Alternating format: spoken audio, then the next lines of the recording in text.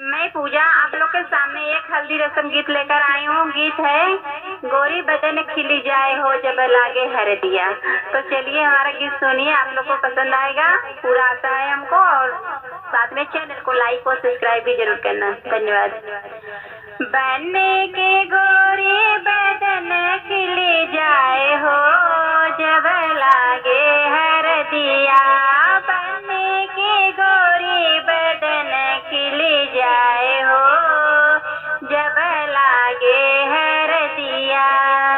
बन्नी के गले में हरवा सोहे, बन्नी के गले में चैना सोहे। लॉकेट में लरिया हजार हो जब लागे हरदिया।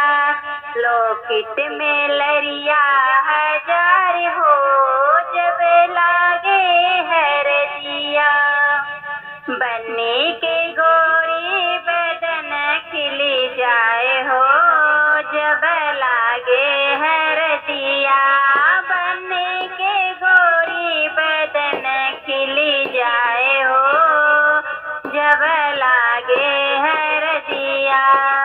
बन्नी के हाथों में कंगन सोहे, बन्नी के हाथों में चूड़िया सोहे।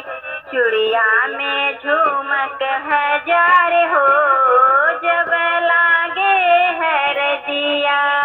चूड़िया में झुमक हजार हो जब लागे हरदिया। बन्नी के गोरी बदन खिली जाए हो जब लागे हरदिया। बन्नी के गोरी बदन खिली जाए हो जब लागे हरदिया। बन्नी के पाँव में बिछुआ सोहे, बिछुआ सोहे हो पैजन सोहे।